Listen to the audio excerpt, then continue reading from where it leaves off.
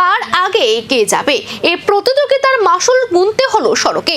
Overtake করতে গিয়ে চরিলাম বনকুমারী এলাকায় ঘটে গেল ত্রিমুখী জনসংঘর্ষ। ঘটনা আহত হয়েছে একাধিক ব্যক্তি। প্রত্যক্ষদর্শীদের দাবি, দ্রুত গতিতে ওভারটেক করার সময় নিয়ন্ত্রণ হারিয়ে তিনটি গাড়ির মধ্যে সংঘর্ষ হয়। সংঘর্ষের তীব্রতায় একাধিক ব্যক্তি আহত হন। দুর্ঘটনার পর এলাকায় কিছু সময়ের জন্য চাঞ্চল্যকর পরিস্থিতি সৃষ্টি হয়। খবর পেয়ে স্থানীয় বাসিন্দারা এবং অগ্নি নির্বাপক দপ্তরের কর্মীরা দ্রুত উদ্ধার কাজে নামেন।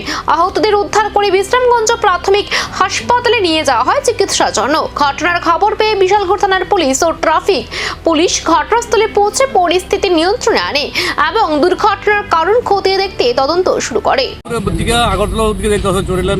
আসার পরে একটা গাড়ি আরেকটা গাড়ি ধাক্কা মারছে, বাস দুটোটি বাস ওভারটেক করতে গিয়ে আসে এবং মানে সহজরে ধাক্কা দিয়েছে। ধাক্কা করতে কিছু লোক ইনজুর হয়েছে। পরবর্তী সময়ে ইনজুর পার্টিকে আমরা অ্যাম্বুলেন্স দিয়ে বিশ্রামগঞ্জ হসপিটালে পাঠানো হয়েছে। স্যার তার পেছনে তো আরেকটা বুলেরো গাড়ি আরেকটা বুলেরো গাড়ি সহজরে ধাক্কা খাইছে। স্যার এলাকাবাসীরা বলছে আপনার ট্রাফিক দপ্তর এত ইয়ের পরও লাগামহীন বলছে, কি বলবেন? আপনারা অ্যাক্সিডেন্ট নিয়ন্ত্রণ করতে পারছেন না। ড্রাইভাররা সচেতন না হলে তো ড্রাইভাররা সচেতন হইতে হবে। পেছনে গাড়ি একটা থেকে আরেকটা 50 নিজে পেছনে থাকার কথা, তারা সেরকম ডিস্টেন্স রেখে চালায় না, আবার ওভার স্পিডে গাড়ি চালাইতেছে। তার জন্য এতগুলো অ্যাক্সিডেন্ট হইতেছে। স্যার আজকে যে ঘটনাটা হয়েছে এই জায়গাটার নাম চরিলাম।